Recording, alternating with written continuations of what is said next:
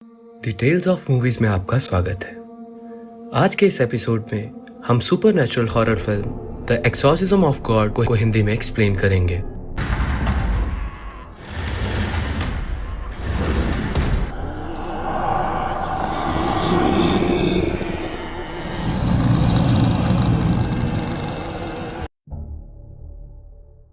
इस मूवी को एलेजांद्रो हिडाल्डो ने डायरेक्ट किया है और ये फिल्म 27 सितंबर 2021 में रिलीज हुई थी। मूवी की शुरुआत में हमें 2003 मेक्सिको का सीन दिखाया जाता है, जहां हम नेल्सन नाम के एक आदमी को देखते हैं जो बहुत डरा और घबराया हुआ है। वो चर्च के फादर पीटर विलियम से मिलता है और उन्हें कहता है कि हम और इंतजार नहीं कर सकते, और फादर उसके साथ चले जाते हैं। दरअसल मैगली नामक एक नन पोजेस्ड हो गई थी। वहीं हम देखते हैं कि डीमन मैगली पर पूरी तरह से हावी हो चुका था, जिस कारण वो बहुत कमजोर हो चुकी थी। तभी फादर पीटर अपने साथ ही फादर माइकल लुइस को फोन लगा वहाँ की परिस्थितियों के बारे में बताते हैं। फादर लुइस उन्हें कहते हैं कि चर्च से उन्हें परमिशन मिल चुकी है और वो 2 दिन बाद वहाँ आएंगे, जिस पर पीटर उन्हें कहते हैं कि अगर अभी भी कुछ नहीं किया गया तो वो मर जाएगी। जिस पर लुइस उन्हें एक्सॉर्सिज्म करने से मना करते हैं क्योंकि चर्च के कुछ प्रोटोकॉल होते हैं और फादर पीटर की ट्रेनिंग भी अभी पूरी नहीं हुई थी, जिस कारण या तो डीमन नन को मार देगा या फिर खुद फादर को। मगर पीटर लुइस की बात नहीं सुनते और मैगली की जान बचाने के लिए खुद ही एक्सॉर्सिज्म करने लगते हैं और सबूत के तौर पर सारी घटनाओं की रिकॉर्डिंग करते हैं। वहीं एक्सॉर्सिज्म के दौरान नन मैगली फादर को सेड्यूस करने लगती है। वो डिमोनिक आवाज में जोर जोर से चिल्लाने लगती है और गंदी गंदी बातें भी करती है। दरअसल फादर पीटर को मैगली पहले से ही पसंद थी। बार बार सेड्यूस करने से वह डिस्ट्रैक्ट होने लगते हैं। फादर जैसे ही उस पर होली वाटर डालते हैं वो नॉर्मल हो जाती है और बेहोश हो जाती है, और जैसे ही फादर उसे चेक करते हैं वो फादर को किस करने लगती है। तभी शैतान फादर को भी कंट्रोल कर लेता है और दोनों इंटीमेट हो जाते हैं, और ये सारी चीजें कैमरे में रिकॉर्ड हो रही थी। इसके बाद हमें 18 साल बाद की कहानी दिखाई जाती है, जहां एक जेल में जेल का गार्ड प्रिजनर्स का खाना चेक करता है। गार्ड सभी सेल्स को चेक करता है। जब एक सेल के पास जाता है तो उसे सेल के अंदर से अजीब सी आवाज सुनाई देती है। तभी वो गार्ड उस सेल के अंदर अपना हाथ डालता है और प्लेट उठाता है, लेकिन तभी कोई उस पर हमला कर देता है और उसकी उंगली खा जाता है। वहीं इसके बाद हमें फादर पीटर को दिखाया जाता है, जो कई सालों से लोगों की सेवा कर रहे थे। टू अवॉइड हिज गिल्ट, वो गरीबों की मदद कर रहे थे और एक ऑर्फनेज के बच्चों की देखभाल कर रहे थे। तभी एक महिला आती है जो फादर को अपने साथ ले जाती है, जहां फादर देखते हैं कि उसके फिलिप नामक बेटे को अजीब सी बीमारी हो गई है। फादर उसे हॉस्पिटल ले जाते हैं, जहां डॉक्टर चेक करके बताते हैं कि इस बीमारी से ऑलरेडी यहाँ 4 बच्चे मर चुके हैं और अभी तक इस बीमारी के बारे में कुछ पता नहीं चल पाया है। यह सुनकर फादर बहुत निराश हो जाते हैं। वहीं फादर को चर्च में शुरुआत में दिखाया गया आदमी डॉक्टर नेल्सन मिलता है, जो उन्हें बताता है कि हमने एक और बच्चा खो दिया है। जिस पर फादर पीटर कहते हैं कि टाउन में जो भी हो रहा है वो मेरे द्वारा 18 साल पहले किए गए पाप की वजह से हो रहा है। ईश्वर ने मुझे माफ नहीं किया है। जिस पर नेल्सन कहते हैं कि उसमें उनकी कोई गलती नहीं थी, वो उनसे शैतान ने करवाया था। फादर डॉक्टर को बताते हैं कि मैंने फादर थॉमस के सामने ये कन्फेस भी किया। फादर थॉमस ने मुझे ये बिशप के सामने कन्फेस करने को कहा। नेल्सन उन्हें ऐसा करने से मना करते हैं क्योंकि अगर फादर ऐसा करते हैं तो उन्हें उनके पद से हटा दिया जाएगा। वे कहते हैं कि आपकी हमें जरूरत है और अगर आप हट गए तो हमारी मदद कोई नहीं कर पाएगा। तब भी फादर बिशप के पास जाते हैं और जैसे ही वो अपने सिन को कन्फेस करने की कोशिश करते हैं, बिशप उन्हें कहते हैं कि आपने 18 साल पहले जो किया था वो एक मिरेकल था। वेटिकन की नजर लगातार आप पर ही है।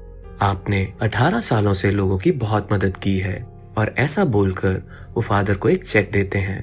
तभी फादर वहीं रुक जाते हैं और कन्फेस नहीं करते और चेक के द्वारा आए पैसों को हॉस्पिटल और ऑर्फनेज की मदद के लिए डाल देते हैं। रात में जब फादर परमात्मा से अपने गुनाहों की माफी मांग रहे होते हैं, तभी उन्हें किसी के चिल्लाने की आवाज आती है। जब वो जाकर देखते हैं तो उन्हें पोजेस क्राइस्ट दिखते हैं जो उन्हें हॉन्ट करते हैं। तभी उनकी आंखें खुलती हैं और वो एक सपना होता है।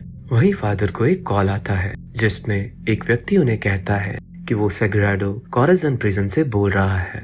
वो बताता है कि हमारे पास एक कैदी का केस है जिसे एक प्रीस्ट की जरूरत है और उस कैदी ने खुद आपको बुलाया है। वहीं ये सुनकर फादर हैरान होते हैं और प्रिजन जाते हैं, जहां उनके साथ डॉक्टर नेल्सन भी होते हैं। डॉक्टर रिपोर्ट देख बताते हैं कि पेशेंट का नाम एस्पेरेंजा है और उसमें एपिलेप्सी, हिस्टीरिया और स्किज़ोफ्रेनिया के सिम्टम्स हैं और इसने 2 हफ्ते से खाना भी नहीं खाया है। पता नहीं ये जिंदा कैसे है। वही फादर के पूछने पर कि इसके ऊपर क्या चार्जेस हैं, गार्ड उन्हें बताते हैं कि उसने एक आदमी की हत्या की है। वो खून से सना एक पेड़ के ऊपर पाया गया था और उसका सर पीछे की तरफ घुमा हुआ था। वो काफी ताकतवर और खतरनाक है। फादर उसे देखते हैं और उसका नाम लेते हैं, जिस पर वो कहती है कि उसे 5 बच्चे चाहिए। दरअसल एस्पेरेंजा भी उसी डेमन के द्वारा पोजेस थी जिसने 18 साल पहले मैगली को पोजेस किया था और शुरू में गार्ड की उंगली खाने वाली एस्पेरेंजा ही थी। फादर बच्चों वाली बात को ठीक से समझ नहीं पाते, तभी वो डीमन फादर से वो सारी बातें करता है जो उसने 18 साल पहले फादर से की थी। वो फादर से गंदी गंदी बातें करने लगता है। दरअसल वो डीमन फादर को पहले से ही जानता था और उसी ने ही फादर को बुलाया था। फादर वहां से बाहर निकल जाते हैं। गार्ड फादर से कहता है कि आप उसका एक्सॉर्सिज्म कर दो, जिस पर फादर कहते हैं कि मैंने अपने जीवन में एक ही एक्सॉर्सिज्म किया था और वो पहला और आखिरी था। जिस पर गार्ड कहता है कि उसकी माँ बहुत परेशान है, उसकी माँ के लिए कर दो। तब उसकी माँ वहाँ आती है जो मैगली थी। मैगली फादर से कहती है कि इसने तुम्हें खुद बुलाया है। वो बताती है कि उन यादों के साथ मैं उस शहर में नहीं रह सकती थी और फिर कुछ दिन बाद पता चला कि तुमने मेरे साथ क्या किया था। जिस पर फादर कहते हैं कि वो मुझसे शैतान ने करवाया था, मैं पोजेस था। मैगली बताती है कि वो शैतान कभी गया ही नहीं, बल्कि उसने मेरी बेटी को जाकर जकड़ा है। उसे बचा लिया जाए और मुक्त कराया जाए। उसे बचाकर और मुक्त करवाकर ही तुम अपने पापों से मुक्त हो पाओगे। रात सोते वक्त फिर से फादर को सपने में पोजेस क्राइस्ट हॉन्ट करते हैं और फादर घबराकर उठ जाते हैं। वही सुबह हमें पता चलता है कि अस्पताल में भर्ती फिलिप की मौत हो जाती है। फादर बिशप के पास जाते हैं और उन्हें एस्पेरेंजा के बारे में बताते हैं। वहीं फादर वेटिकन से एक्सॉर्सिज्म की परमिशन भी मांगते हैं, जिस पर बिशप कहते हैं कि वेटिकन को मुझ पर भरोसा है और मैं खुद तुम्हें एक्सॉर्सिज्म की परमिशन देता हूँ। तभी पीटर एक और फादर की मदद की मांग करते हैं और ये कोई और नहीं बल्कि शुरू में दिखाए गए फादर लुइस थे और वो फादर पीटर के बहुत अच्छे दोस्त भी थे। फादर लुइस पीटर से मिलते हैं, जहाँ बातों के दौरान पीटर उन्हें बताते हैं कि उस दिन उन्होंने उस शैतान को नहीं हराया था और उस शैतान का नाम बेलबन है। उसने मैगली को छोड़ा और मेरे अंदर आ गया, फिर वो कहीं चला गया। जिस पर लुइस कहते हैं कि बिना रूल लिए बेलबन वापस नहीं जाता और अगर वो गया है तो इसका मतलब तुमने उसे भगा दिया है। मगर फादर पीटर जानते थे कि उस दिन क्या हुआ था और वो फादर लुइस से कुछ नहीं कहते। पीटर उस मैगली के एक्सॉर्सिज्म वाली कैसेट्स को जला देते हैं।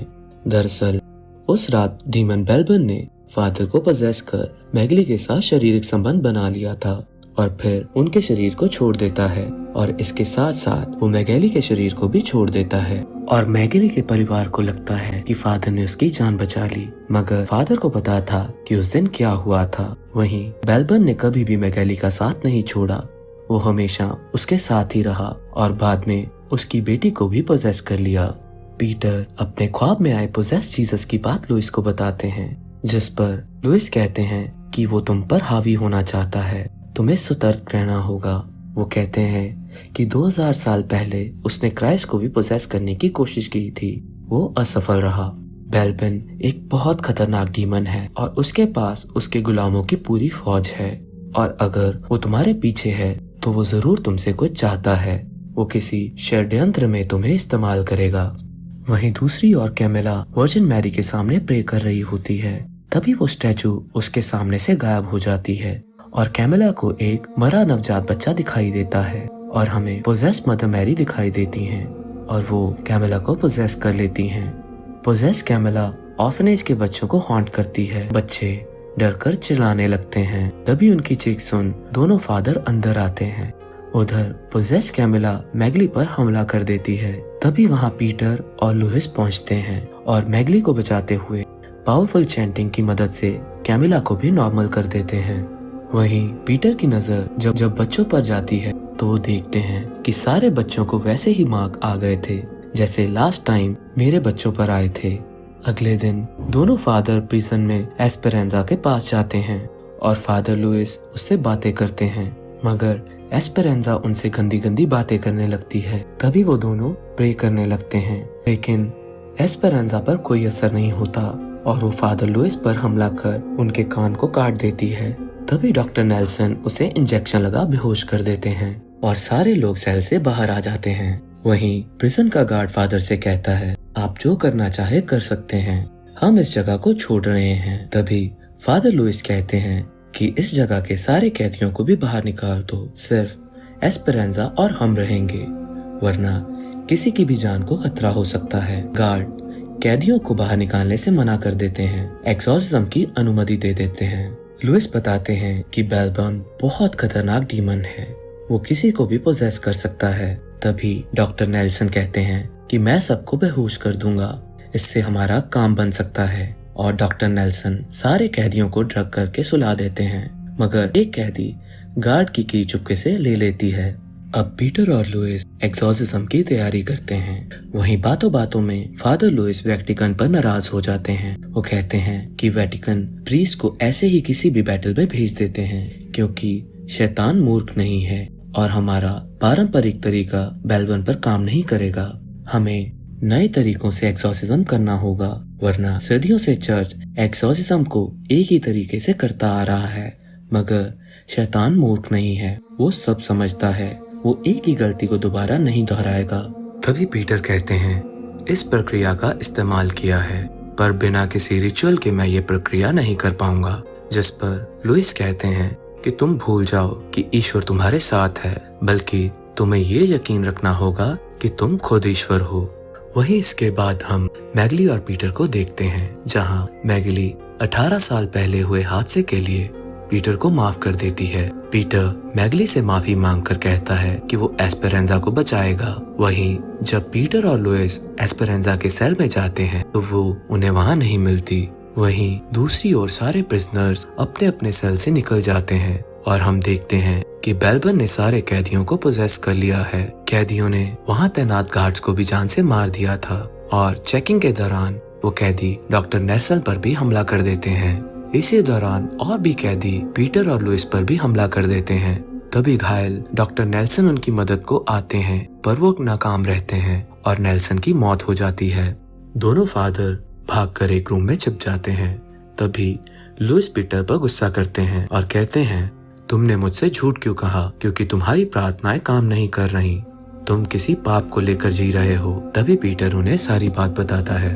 लुइस कहते हैं कि उन्होंने सिन किया है और कन्फेशन भी नहीं किया, इसलिए वो बेलबन को नहीं हरा सकते।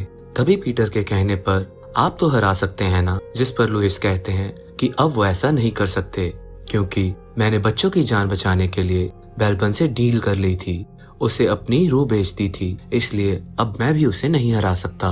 लुइस पीटर को समझाते हैं कि बेलबन तुम्हारी कमजोरी का इस्तेमाल कर तुम्हें लालच देगा, पर तुम उसके साथ कोई भी सौदा मत करना, क्योंकि ये नामुमकिन है कि एक ही शरीर में शैतान और भगवान रह सके। और ऐसा बोल फादर लुइस दम तोड़ देते हैं, क्योंकि कैदियों के साथ हुई झड़प में वो गंभीर रूप से घायल हो गए थे। पीटर दूसरे रूम में जाते हैं और फैसला करते हैं कि वो अपने पाप को सबके सामने कन्फेस करेंगे। वो एक वीडियो रिकॉर्ड कर बिशप को भेज देते हैं। पीटर सारे बच्चों और टाउन के लोगों को याद करते हैं, क्योंकि शायद अब उनकी रिस्पेक्ट खत्म हो जाएगी, और पीटर सबको बचाने के लिए ये सैक्रिफाइस कर देते हैं। पीटर बाहर जाकर कैदियों के सामने प्रे करने लगते हैं और हम देखते हैं कि प्रे काम करने लगता है। तभी वहाँ बेलबन पोजेस क्राइस्ट के रूप में आता है, पर वो भी पीटर के सामने कमजोर होने लगता है। तभी पीछे से एक कैदी पीटर पर हमला कर उन्हें बेहोश कर देता है। जब पीटर की आंख खुलती है तो वो खुद को बंधा पाते हैं और उनके सामने कैदियों के साथ एस्पेरेंजा होती है और एस्पेरेंजा के अंदर बेलबन डीमन। और अब यहाँ शुरू होता है एक्सॉर्सिज्म ऑफ गॉड। एस्पेरेंजा यहाँ पीटर के ऊपर डेविल राइट्स को पढ़ने लगती है और पीटर के अंदर के गॉड को बाहर निकालने लगती है, जिस कारण पीटर भी तड़पने लगते हैं। पर तभी किसी तरह से वो खुद को संभालते हैं और अपने राइट्स को पढ़ने लगते हैं। उधर चर्च में पोजेस मदर मैरी कैरामेला को हॉन्ट करने लगती है और सारे बच्चे जो बेड पर पड़े थे वो तड़पने लगते हैं। वहीं पीटर के प्रे करने से बेलबन को तकलीफ होने लगती है। वो तड़पते तड़पते पीटर से डील करने लगता है। वो कहता है कि अगर मैं गया तो सारे बच्चों के साथ साथ तुम्हारी बेटी को भी ले जाऊंगा। तभी पीटर उसकी बातों में आ जाते हैं और लुइस के सेक्रीफाइस को भूल जाते हैं। वो पूछते हैं कि तुम्हें क्या चाहिए, जिस पर बेलबन कहता है कि तुम ईश्वर को अपने शरीर से जाने दो और तुम्हारे बच्चे और तुम्हारी बेटी बच जाएंगे। तभी पीटर उनकी भलाई के लिए बेलबन से ये डील कर लेते हैं।